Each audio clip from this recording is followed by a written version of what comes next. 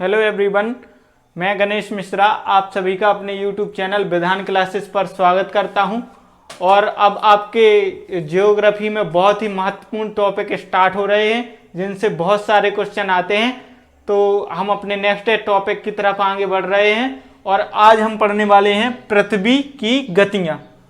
पृथ्वी की गतियाँ क्या होती हैं, कितने प्रकार की होती हैं, क्या इनका प्रभाव पड़ता है, इन सब के बारे में आज हम जानने की कोशिश करते हैं। तो सबसे पहले पृथ्वी की गतियों के बारे में जानते हैं कि पृथ्वी की गतियां दो प्रकार की होती हैं।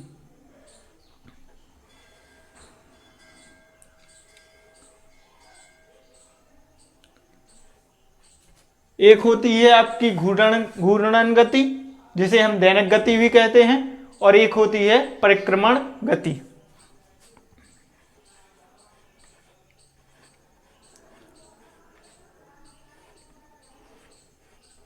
घूर्णन गति और परिक्रमण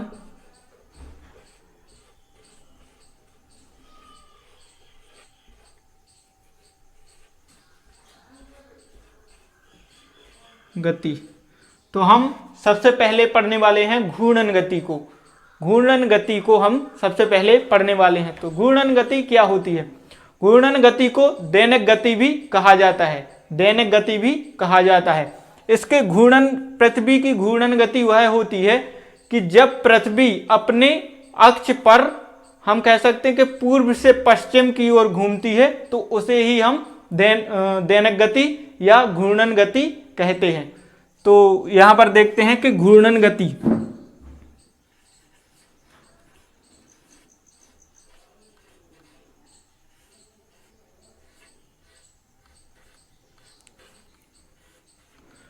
पृथ्वी जब अपने अक्ष पर पूर्व से पश्चिम की तरफ घूमती है तो उसे ही हम दैनिक गति या घूर्णन गति कहते हैं। यह घूर्णन गति की परिभाषा है।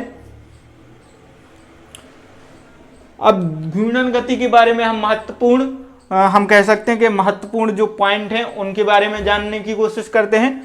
तो पृथ्वी को अपनी धुरी पर घूमने में हम कह सकते हैं कि 23 घंटे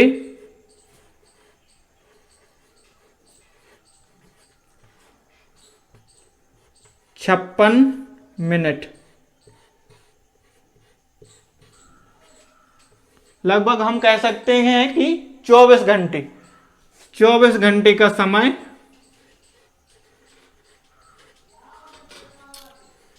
समय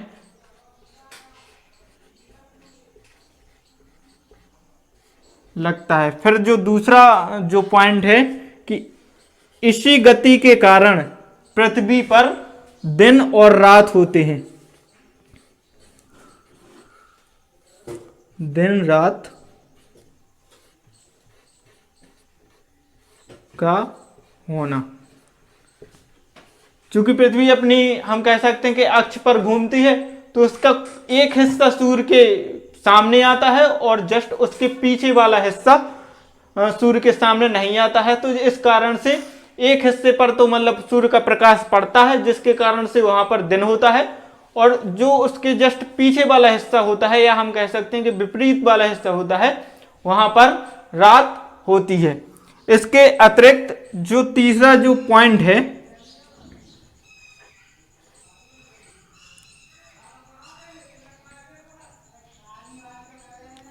कि पृथ्वी पर जो हम कह सकते हैं कि जो दिन की लंबाई या रातों की लंबाई होती है, वह होती है पृथ्वी के अपने अक्ष पर झुके होने के कारण।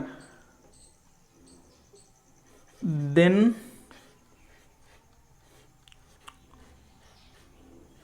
रात की लंबाई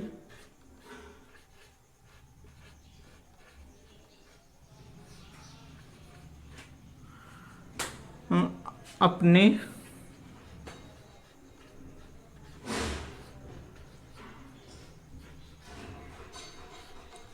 अक्ष पर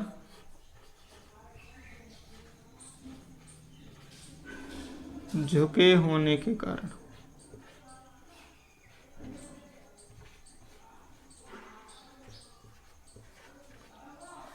हम कह सकते हैं कि पृथ्वी पर जो दिन और रात की लंबाई होती है वह अपने अक्ष पर झुके होने के कारण ही होती है। और जो चौथा पॉइंट आपको इसमें याद रखना है वह है कि घूर्णन गति को ही दैनिक गति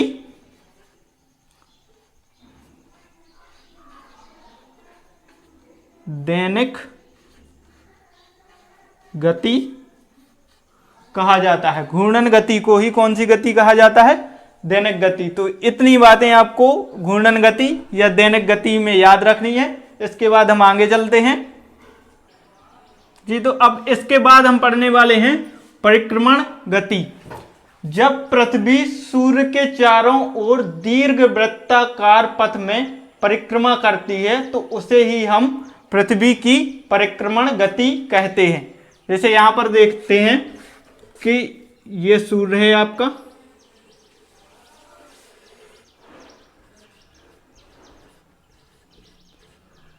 और पृथ्वी जब इसके चारों ओर दीर्घ वृत्ताकार में हम कह सकते हैं कि चक्कर लगाती है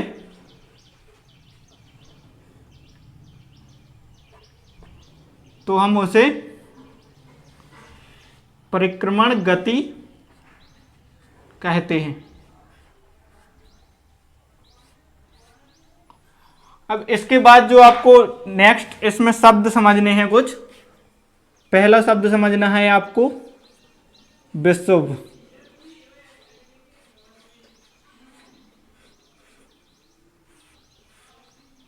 और विषुव सबसे पहले आपको समझना है विषुव।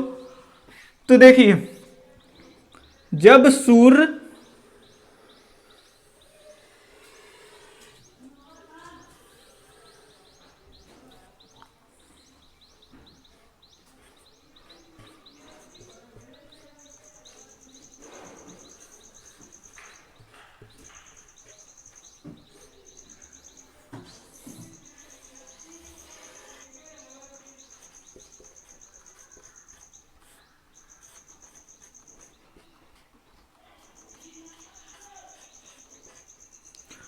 हम कह सकते हैं कि जब सूर्य की किरणें विषुवत रेखा पर बिल्कुल लंबवत पड़ती हैं, बिल्कुल सीधी पड़ती हैं,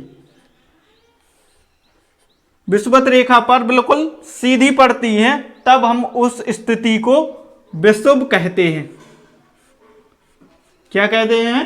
विषुव कहते हैं। और यह दो प्रकार के होते हैं। एक होता है बसंत विषुव,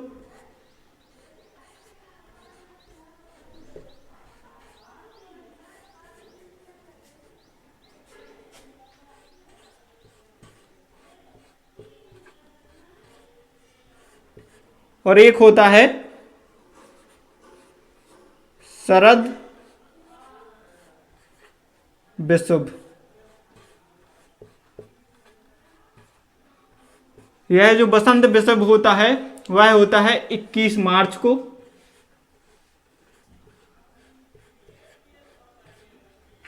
और यह जो शरद विषुव होता है यह होता है 23 सितंबर को। तो जब हम कह सकते हैं कि जब सूर्य की किरणें विषुवत रेखा पर बिल्कुल लंबवत या सीधी पड़ती हैं तो हम कहते हैं कि तब वह स्थिति विषुव की होती है। और विषुव दो प्रकार के होते हैं। एक होता है आपका बसंत विषुव जो 21 मार्च को होता है, और दूसरा होता है शरद विषुव जो 23 सितंबर को होता है। इसके बाद आपको नेक्स्ट शब्दावली पर चलते हैं या नेक्स्ट कंसेप्ट पर चलते हैं। इसके बाद अब हम नेक्स्ट जो कंसेप्ट है वो पढ़ने वाले हैं संक्रांति। तो क्या होती है संक्रांति? देखिए, जब पृथ्वी के उत्तरी गोलार्ध या दक्षिणी गोलार्ध पर, हम कह सकते हैं कि जब पृथ्वी के उत्तरी गोलार्ध या दक्षिणी गोलार्ध पर सूर्य की किरणें बिल्कुल लंबवत पड़ती हैं, या हम कह सकते हैं कि सूर्य बिल्कुल सीधा चमकता है, तो उस स्थिति को हम संक्रांति कहते हैं। और यह संक्रांति दो प्रकार की होती हैं। एक होती है कर्क संक्रांति और दूसरी होती है मकर संक्रांति। कर्क संक्रांति जो है वो आपकी 21 जून को मनाई जाती है, तथा मकर संक्रांति जो है वो आपकी 22 दिसंबर को मनाई जाती है। तो अब इसे डायग्राम के द्वारा समझते हैं कि सूर्य की जब जो पृथ्वी के गोलार्ध हैं उन पर जो सूर्य की किरणें उत्तरी गोलार्ध या दक्षिणी गोलार्ध पर लंबवत पड़ती हैं तो उसे हम संक्रांति कहते हैं। और यह दो प्रकार की होती हैं, एक होती है कर्क संक्रांति,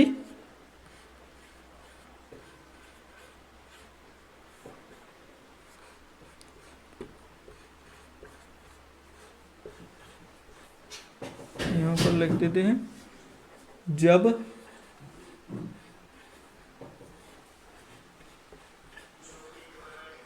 सूर्य किरण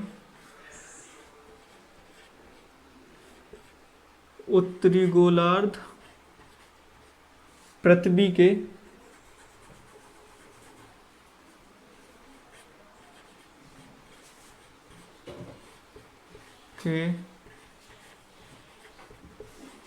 उत्तरी गोलार्ध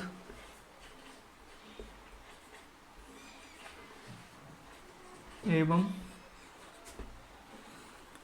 दक्षिणी गोलार्ध, जब सूर्य की किरण पृथ्वी के उत्तरी गोलार्ध एवं या दक्षिणी गोलार्ध पर सीधी पड़ती हैं तो उस स्थिति को हम कहते हैं कि संक्रांति।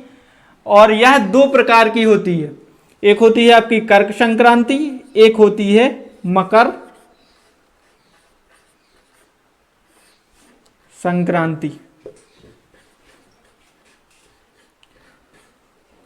तो देखिए, जब सूर्य कर्क रेखा पर लंबवत चमकता है, जैसे हम कह सकते हैं कि ये पृथ्वी है आपकी, ये भूमध्य रेखा या विषुवत रेखा,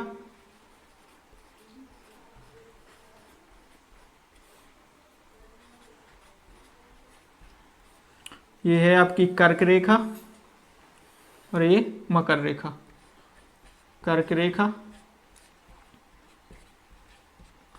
और ये मकर रेखा। तो हम कह सकते हैं कि जब सूर्य कर्क रेखा पर बिल्कुल लंबवत चमकता है, जैसे कर्क रेखा पर बिल्कुल लंबवत चमकता है, तब होती है कर्क संक्रांति। और यह कर्क संक्रांति जो मनाई जाती है वो है 21 जून को। इसके बाद जब सूर्य यहां से नीचे आता है और मकर रेखा पर बिल्कुल सीधा चमकता है, बिल्कुल सूर्य की किरणें जो है वो मकर रेखा पर बिल्कुल सीधी चमकती हैं, तो उसे हम कहते हैं कि मकर संक्रांति। और यह मनाई जाती है 22 दिसंबर में। वैसे हमारे यहाँ तो जो भारत में है वो मकर संक्रांति 14 जनवरी के आसपास में मनाई जाती है, लेकिन हमारी ज्योग्राफी की भाषा में मकर संक्रांति 22 दिसंबर को मनाई जाती है। इसके बाद अब हम एक बहुत ही अच्छे डायग्राम से सब पूरी बातें, ये जितने भी मैंने शब्द यहाँ पर लिखे हैं ये समझने वाले हैं। तो चलिए आगे समझते हैं एक डायग्राम के द्वारा।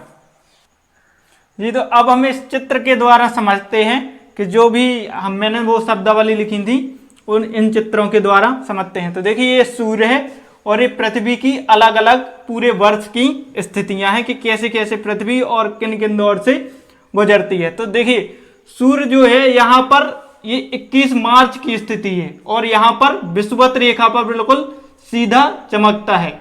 तो यहाँ जो है वो आपका वो वाला विषुव है, उसे हम कहते हैं बसंत विषुव।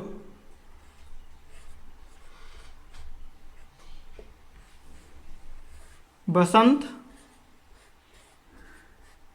विषुव, ये वाली जो स्थिति है ये बसंत विषुव की है। यहां पर सूर्य विषुवत रेखा पर बिल्कुल, सूर्य की किरणें विषुवत रेखा पर बिल्कुल सीधी पड़ रही हैं। फिर इसके बाद सूर्य ऊपर की तरफ जाना प्रारंभ होता है और पहुंचते पहुंचते वह 21 जून तक कर्क रेखा पर बिल्कुल लंबवत चमकता है।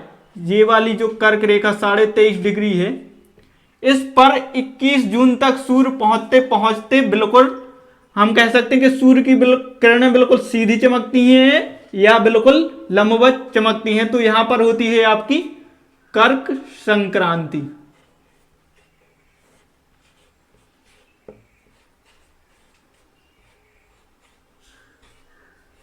फिर इसके बाद सूर्य पुनः विषुवत रेखा की तरफ लौटता है, मतलब हम कह सकते हैं कि नीचे उतरता है यहां से।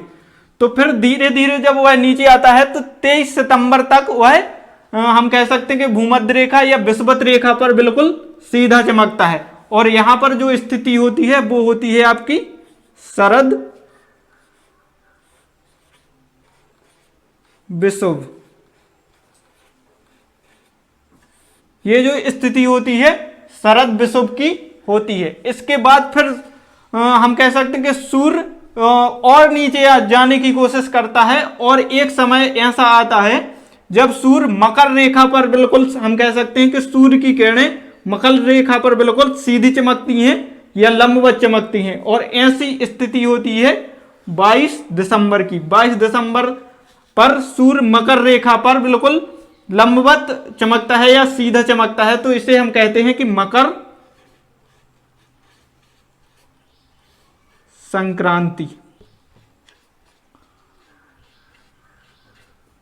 अब चूंकि 21 जून को जो है वो वहां पर सूर्य की किरणें उत्तरी गोलार्ध में बिल्कुल हम कह सकते हैं कि सीधी पड़ती हैं, तो इस तिथि को उत्तरी गोलार्ध का सबसे बड़ा दिन माना जाता है।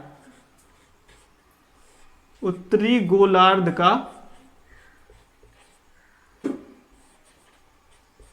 सबसे बड़ा दिन। और 22 दिसंबर और इसके जस्ट विपरीत दक्षिणी गोलार्ध में दिन इस तिथि को सबसे छोटा होता है।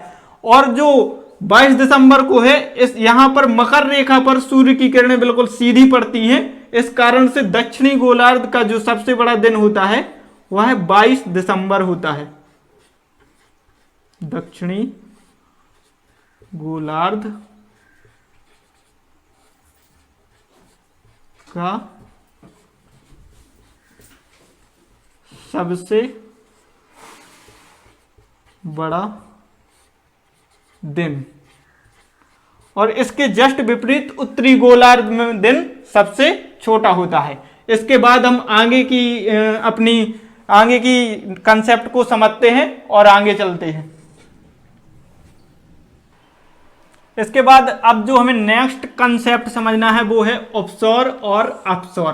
तो देखिए, पृथ्वी जो है वह सूर्य के चारों ओर परिक्रमा दीर्घ वृत्ताकार पथ में करती है।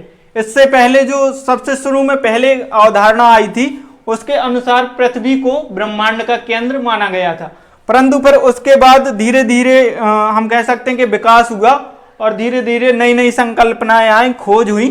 तो उससे पता चला कि पृथ्वी सूर्य के चारों ओर परिक्रमा कर रही है। और एक वैज्ञानिक थे केपलर महोदय,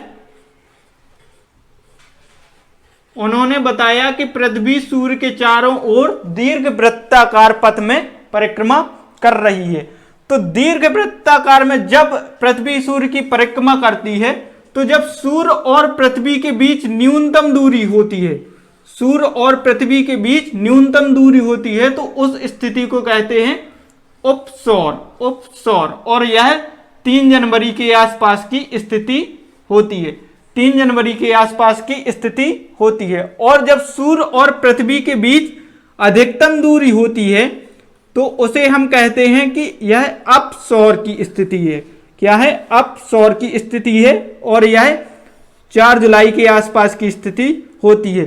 तो अब इसका हम कह सकते हैं कि उपयोग क्या है, मतलब समझने के लिए क्या उपयोग है इसका। तो देखिए, जब 3 जनवरी की स्थिति होती है, पृथ्वी को चूंकि 2 गोलार्धों में हमने बांटा है, उत्तरी गोलार्ध और दक्षिणी गोलार्ध। तो जब 3 जनवरी की स्थिति होती है और सूर्य और पृथ्वी के मध्य न्यूनतम दूरी होती है, तो उत्तरी गोलार्ध में 3 जनवरी के टाइम तो शीत ऋतु होती है, 3 जनवरी के समय शीत ऋतु होती है। और दक्षिणी गोलार्ध में 3 जनवरी के टाइम ग्रीष्म ऋतु होती है। तो सूर्य और पृथ्वी के बीच न्यूनतम दूरी होने के कारण, जैसे यहां पर उत्तरी गोलार्ध में हम मान लेते हैं कि भारत है, तो भारत में शीत ऋतु चल रही है। तो शीत ऋतु में हमें सूर्य का प्रकाश अधिक चाहिए, चूंकि ऊष्मा अधिक चाहिए ठंड को कम करने के लिए। तो इस कारण से उत्तरी गोलार्ध वालों को इसमें फायदा हो जाता है। मतलब जब सूर्य और पृथ्वी के बीच की दूरी जैसे न्यूनतम होती है तो ऊष्मा अधिक आती है, तो इस कारण से उत्तरी गोलार्ध वालों को है जो वो फायदा हो जाता है और उन्हें मतलब उनके यहाँ ठंडी उतनी अधिक, शीतकाल उतना अधिक कठोर नहीं होता जितना अधिक होना चाहिए, क्योंकि पृथ्वी और सूर्य के बीच की दूरी कम है, इस कारण से सूर्य की ऊष्मा अधिक आती है। और जो दक्षिणी गोलार्ध वाले होते हैं उनके यहाँ ग्रीष्मकाल चल रहा होता है, और जैसे सूर्य और पृथ्वी के बीच की दूरी भी कम होती है तो इस कारण से ऊर्जा भी बहुत अधिक आती है। तो हम कह सकते हैं कि दक्षिणी गोलार्ध वालों का जो ग्रीष्मकाल है वह और भी अधिक कठोर होता है। और इसी स्थिति को हम 4 जुलाई के आसपास देखते हैं। तो 4 जुलाई में जब हम देखते हैं तो जैसे ये मान लेते हैं कि ये पृथ्वी है, ये उत्तरी गोलार्ध है और ये दक्षिणी गोलार्ध है, यहां कहीं भारत है आपका। तो 4 जुलाई में अब देखिए 4 जुलाई में तो हमारे यहाँ शीतकाल का ग्रीष्मकाल का मौसम चल रहा है, क्योंकि हम कह सकते हैं कि 21 जून के आसपास की ही स्थिति है। तो यहाँ पर जो 4 जुलाई का है वहां पर यहाँ पर तो ग्रीष्मकाल चल रहा है उत्तरी गोलार्ध में, और दक्षिणी गोलार्ध में शीतकाल चल रहा है। शीतकाल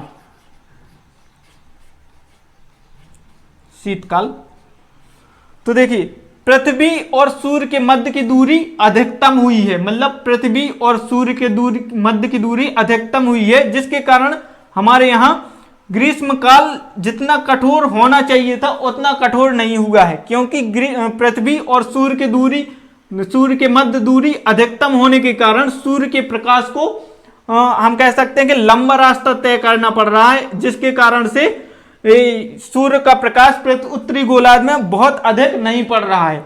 और चूंकि पृथ्वी और दक्षिणी गोलार्ध में शीतकाल है और पृथ्वी और सूर्य के मध्य की दूरी भी बढ़ गई है, तो सूर्य का प्रकाश भी पृथ्वी पर कम आ रहा है। तो इस कारण से यहां पर हम कह सकते हैं कि सूर्य का प्रकाश कम होने से शीतकाल जितना कठोर था उससे भी और भी कठोर हो गया है।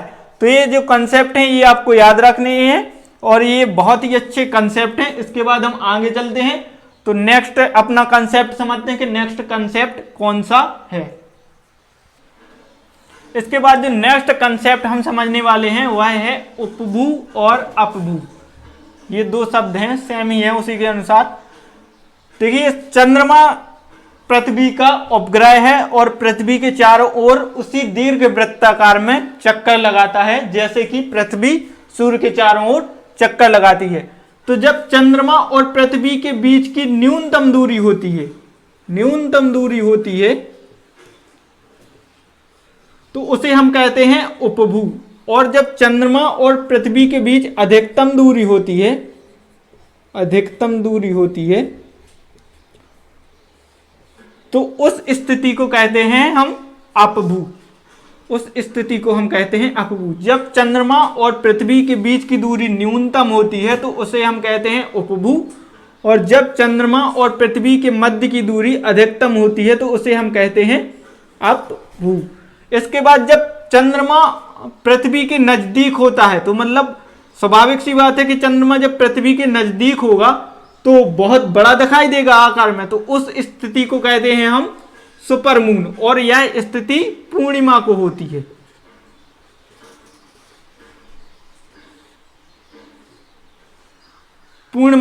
है। और जब चंद्रमा और पृथ्वी के बीच की दूरी अधिकतम होती है तो चंद्रमा छोटा दिखाई देता है। इस स्थिति को कहते हैं माइक्रो मून। तो ये था आज के विषय में, ये सब चर्चा की गई थी। इसके बाद परिक्रमण काल में जो एक महत्वपूर्ण बात मैं भूल गया वो और आप लोगों को बताता हूं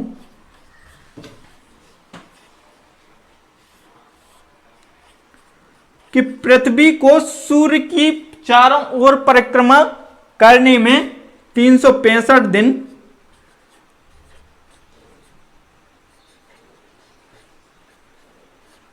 6 घंटे का समय लगता है। 365 दिन 6 घंटे का समय लगता है, और हर साल यही 6 घंटे जोड़ कर, मतलब हम कह सकते हैं कि 6 घंटे एक साल के, 6 घंटे दूसरे साल के, 6 घंटे तीसरे साल के और 6 घंटे चौथे साल की।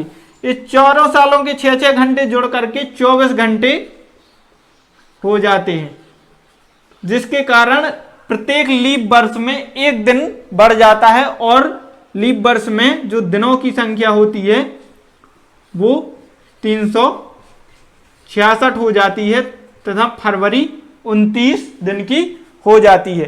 तो ये थे सभी आज के कंसेप्ट। आशा करता हूं कि आपको सभी कंसेप्ट समझ में आए होंगे और हम इसी श्रृंखला में आगे बढ़ते जाएंगे। यदि आपको हमारी वीडियो अच्छी लगती है तो प्लीज उसे लाइक कीजिए, सब्सक्राइब कीजिए, शेयर कीजिए, साथ ही साथ बेल आइकन को जरूर दबाइए, जिससे आपको आने वाले वीडियो का नोटिफिकेशन मिलता रहे। और इसी श्रृंखला में आगे पढ़ते चलिए। Good day, take care.